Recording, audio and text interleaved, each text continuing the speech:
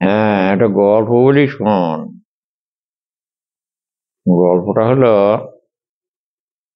দুই বন্ধু একই গ্রামে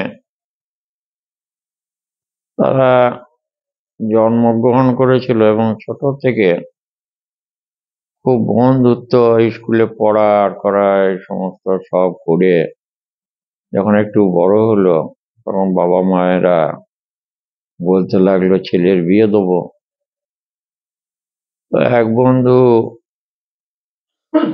বিয়ে করতে এগিয়ে গেল, আর এক বন্ধু সে আমি বিয়েটা করবো না ভাই, আমি সাধু সন্ন্যাসী হয়ে বেঁচে থাকবো, এই বলে সে ঘর থেকে বেরোনোর উদ্যোগ করলো।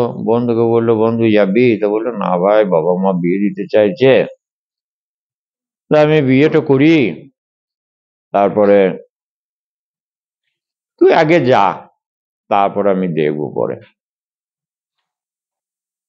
সেই বন্ধু চলে গেল সাধু সন্ন্যাসীর দেশে,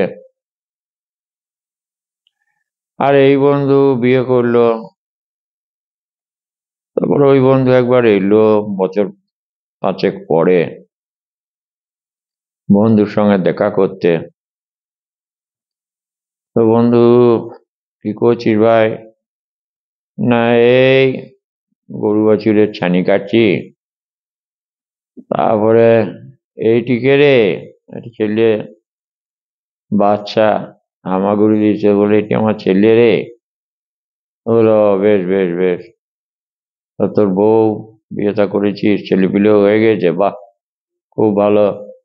তা তুই যে বলেছিলি আমি তো তোর সঙ্গে দেখা করতে এলাম, তো সাধু হবি না?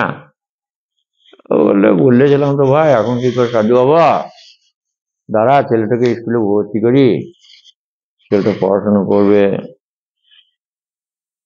এমনি করে কি আর যাওয়া হয়? ঠিক আছে।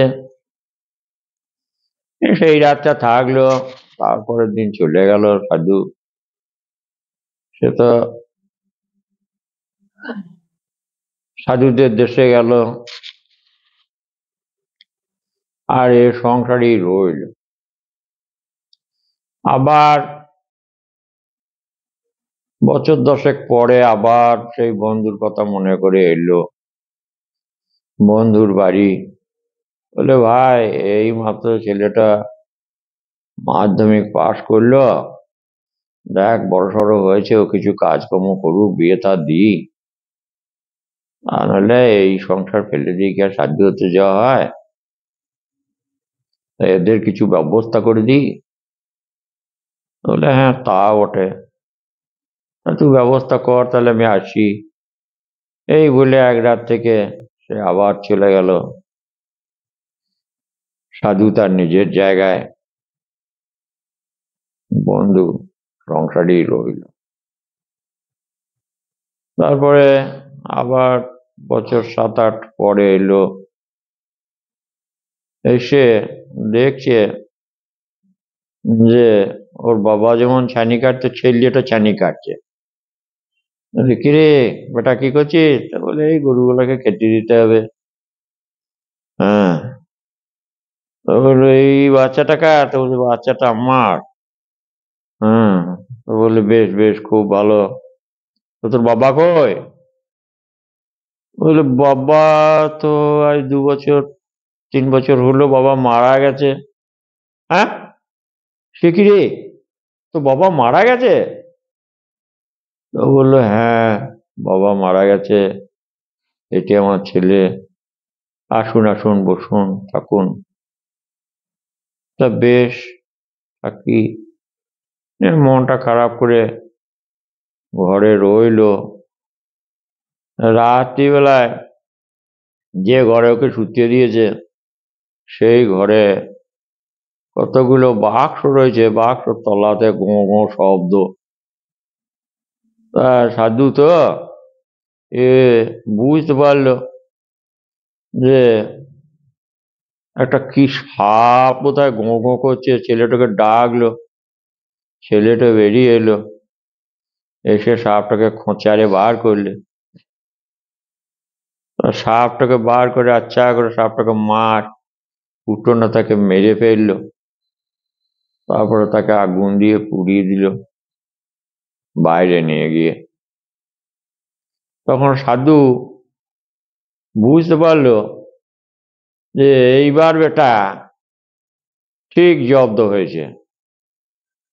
বললাম সাধু হইল না, শেষে সংসারের মায়া এমন যে মরে গিয়েও সাপ হয়েছে, সাপ হয়ে এখানে এই বাক্সর তলায় ঢুকেছে, সে সংসার দেখছে।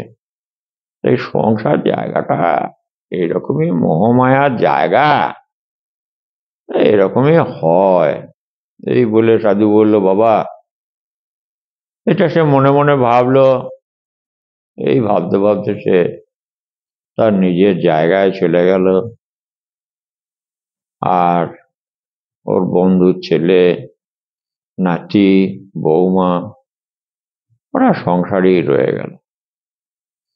তো বাবা, সাধু হওয়া অত সোজা নয়।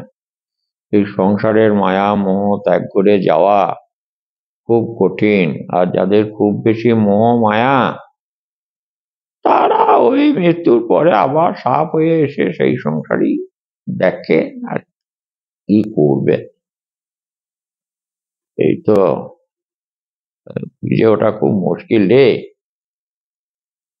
গল্পটা শোনালাম বটে, তবে তোমরা সংসার করো না সে কথাও আমি বলছি না। হ্যাঁ, তবে বেশি মোহ মায়াতে আকৃষ্ট না হয়ে একটু ঈশ্বরের প্রতি একটু মন প্রাণ রেখো, তাহলে সংসারেও ভালো থাকবে। এটাই আমার বলা, বুঝলে।